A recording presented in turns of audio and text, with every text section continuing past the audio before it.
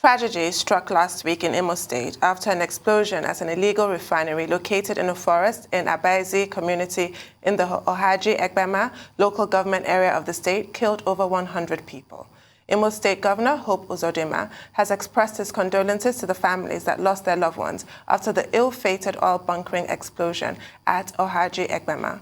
While the President Muhammadu Buhari has directed Nigeria's security agencies to intensify the clampdown on illegal refineries in the country, while giving an update on the incident yesterday, the head of operations of the National Emergency Management Agency, NEMA, Ifeanyi Naji, revealed that the death toll now stands at 110 and that the state authorities were planning a mass burial of the victims of the explosion.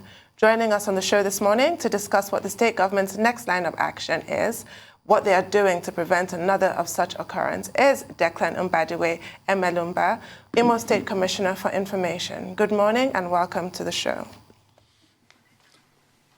Good morning. Thank you for having me. Good morning, Commissioner, Imo State, Mbadiwe Emelumba. It's good to have you here. Quickly. Good morning, Dr. Abati. Thank you for having me on your show. Thank you. Well, we commiserate with you, the people of Imo State and the affected families involved in the explosion at that illegal refinery. But one sticky point has been this report that there was mass burial. How did the Imo State government handle this situation? Because elsewhere, the standard would have been to conduct autopsy, do DNA checks, and attempt to establish the identity of the people involved. But we understand that in this particular case, yes, people died. We're not even sure of the number of, dead persons. Everybody was just packed together and there was mass burial. Do you want to take us through the protocol that the state government adopted in this case? Or this will just be another case of mass burial and the chapter is closed? No, not exactly. The incident that happened, very unfortunate indeed, and the state government has already expressed its condolences, sent its condolences to the families of the victims. But the victims were burnt beyond recognition. So, their child remains. You really cannot identify and say this is a human being, or just maybe see bones here and there, and things that indicate, yes, this is a human being. So, and in the circumstance, it was only, I think, very, very important. First of all, the environment is cleared because to avoid an epidemic. So the best option was to give them a mass burial. At any rate, the mass burial is going to take place today. It has not taken place because yesterday, government officials and NEMA officials were busy gathering the remains.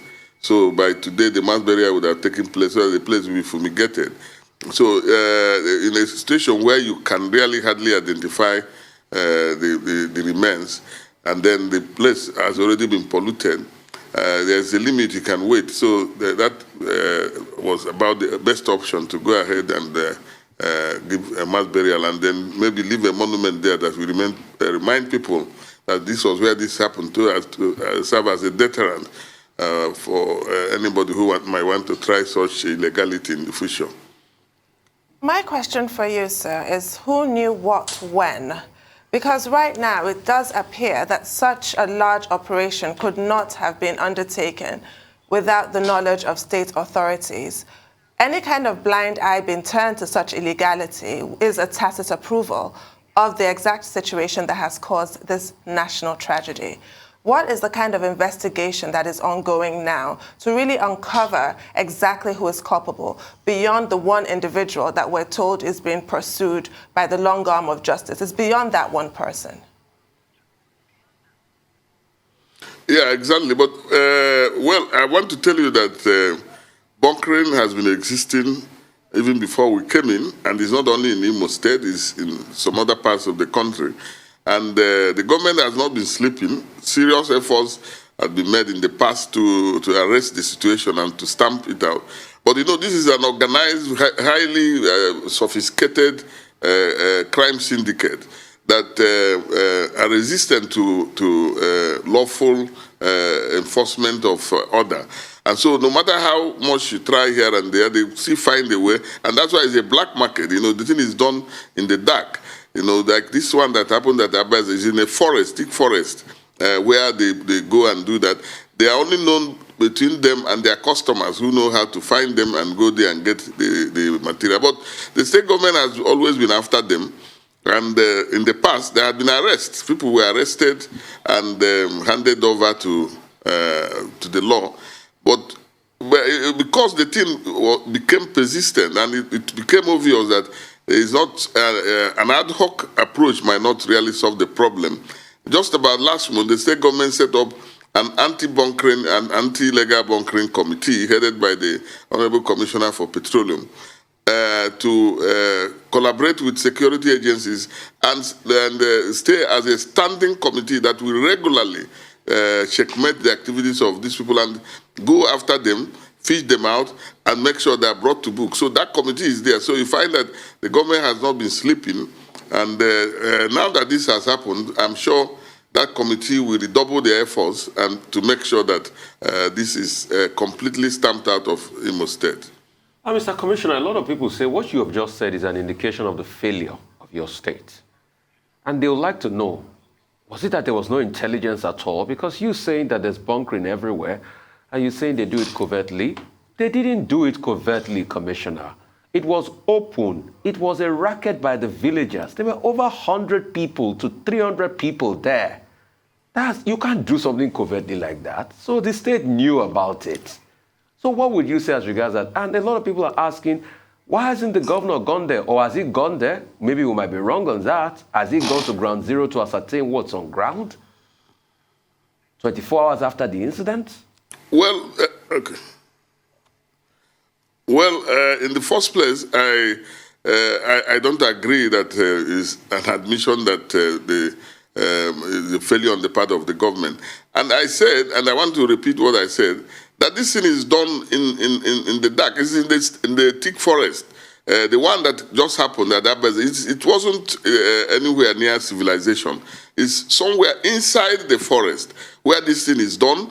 And I already told you that government has not been sleeping. I mentioned that some arrests had been made in the past. That will show you that government has been going after these people, trying to arrest them, trying to bring them to book, and so on and so forth. So efforts were made in the past to make sure that they are brought to book and that the activities are checkmated. But as I said, is a sophisticated syndicate. You know, the more you fight crime, you know, because it's a general thing. The more that they resist and develop new ways of trying to survive. And in response, that's why we set up a committee. So I mean, there will be no denying. I will be deceiving myself if I tell you that bunkering didn't start today, and I'm sure you know that. But that does not mean that that we are just sleeping. Efforts, genuine efforts, serious efforts were being made. And this is a syndicate that involves quite a number of factors that might not be easily unraveled if you just keep sending police to go after them or security operatives to go after them. So that's why government decided to have a more coordinated approach to fight it, because it's a monster that needed to be handled, you know, head on.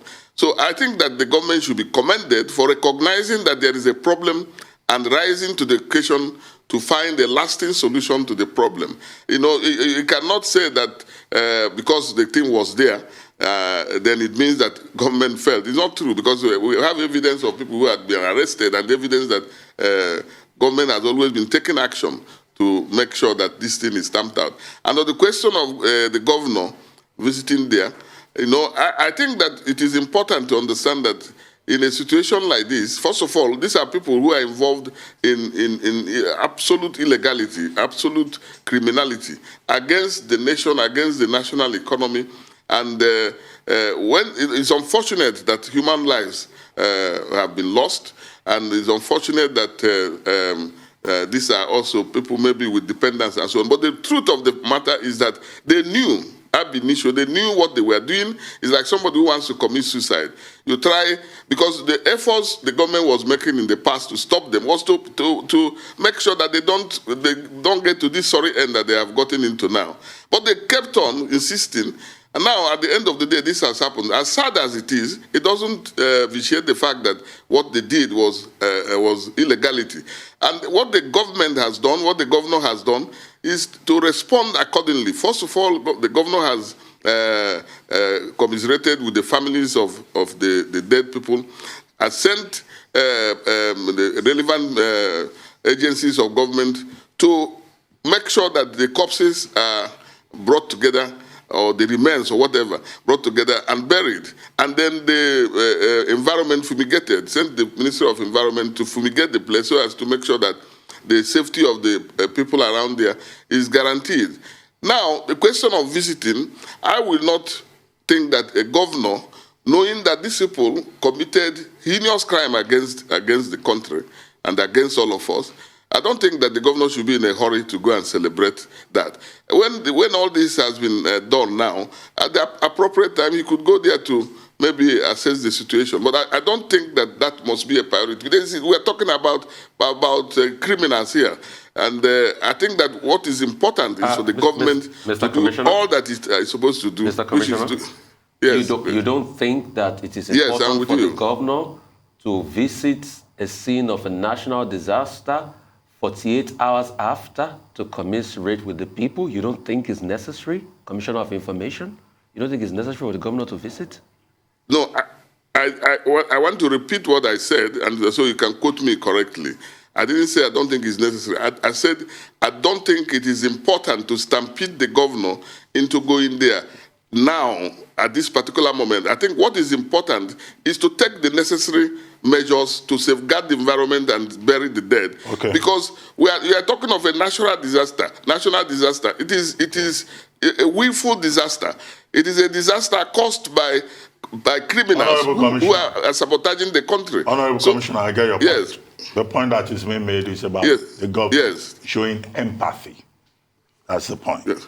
The government of Imo State showing empathy. Yes. Now, however, there are persons who are convinced that the Imo State government slept on duty. Because you recall, when the River State governor, Nyesom Wike, he has his own style of going about these things, began to complain about illegal refineries and the dangers that such refineries pose. We said at the time, on this program, and elsewhere, other people said the same thing, that what are the other states that are within the oil-producing community doing? Only Rivers was raising the alarm then.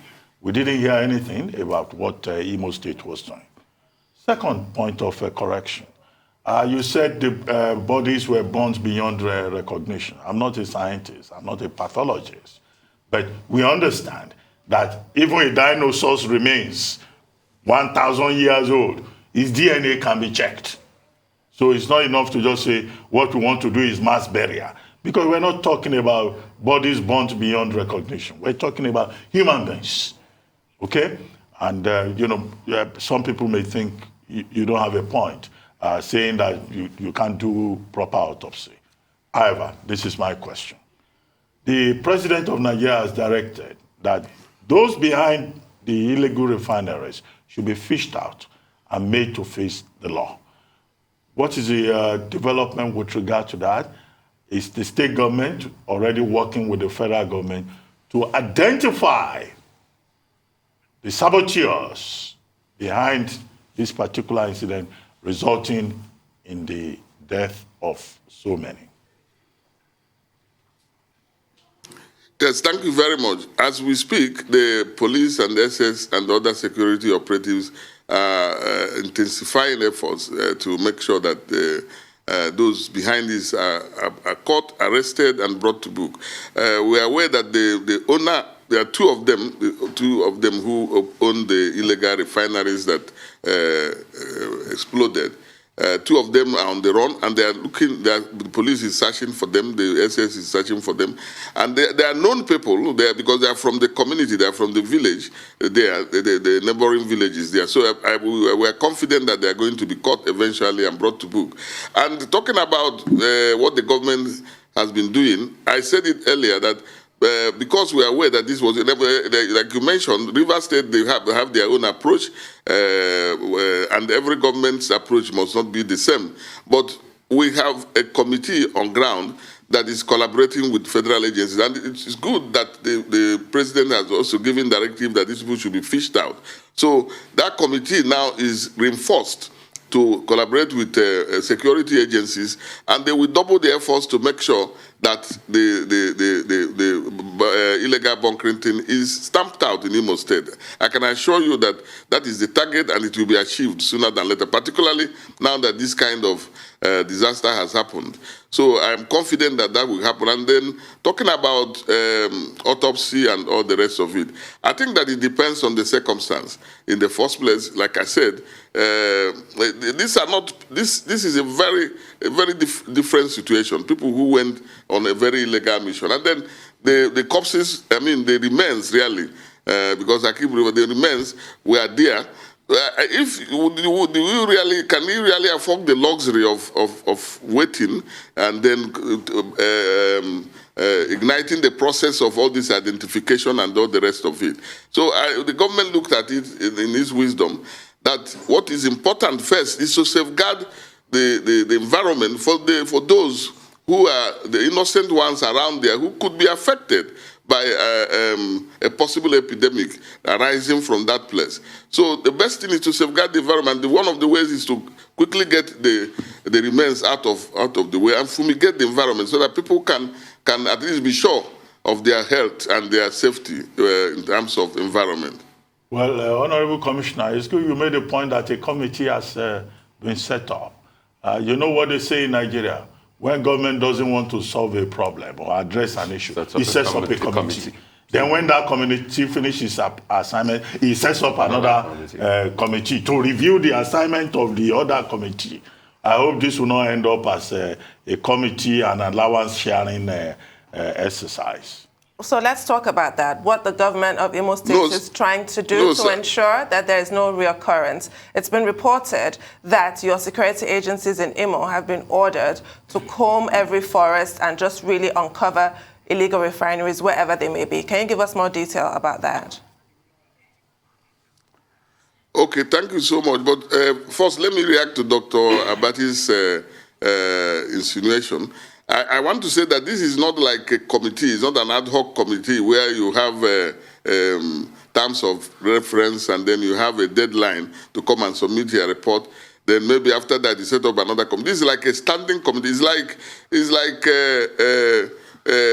how do I put it? A standing committee really to continuously, non-stop, be working on this. You're not, the report you will be given is to bring those behind the illegal bunkering, fish them out, arrest them, and bring them to book. So you'll be judged by the number of arrests and discoveries you have made and the number of such illegal refining stations that you have been able to close down or clamp down. So I think that is going to work, and it's important because that is the only way you can be sure that on a daily basis, these people, somebody is after them, making sure that they don't continue doing what they are doing. Then, so that also explains the effort the government is making.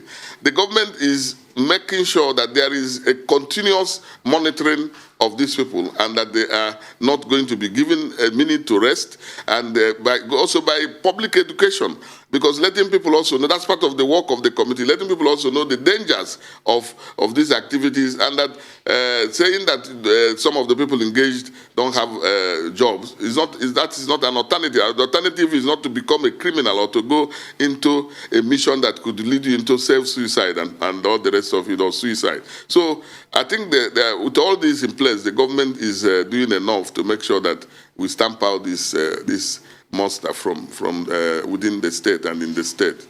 What is the government doing for the survivors? Are you going to pay their hospital bills? Has the governor gone to the hospital to check on them? Well, the survivors, by the account we have, it's difficult right now to determine the number, because as of yesterday, about 10 of them who were still alive yesterday died, and some of them are in the hospital. So the doctors, the Ministry of Health is monitoring to make sure, and every necessary assistance has been given for treatment to make sure that those who can survive, survive. So at the end of the day, it's difficult right now to say this is the number of survivors, but maybe in the next couple of days, we'll be able to determine survivors and then know what to do from there. And has the governor gone to see any of them in the hospital?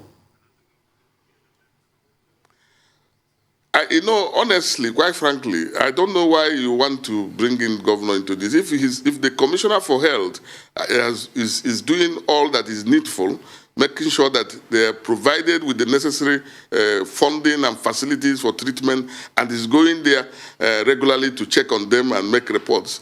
I don't know why the governor must go there himself to make a difference. The governor definitely will go at a point. If you let me answer, Commissioner, it's because the buck stops at the table of every governor in this country, and people demand empathy for their leaders. Yes. So if you think it's not necessary for people to hold their leaders accountable in times of pain and crisis, if you think it's not necessary for people to see their leaders having empathy for them in times of pain and crisis, then maybe democracy is not necessary, your Commissioner.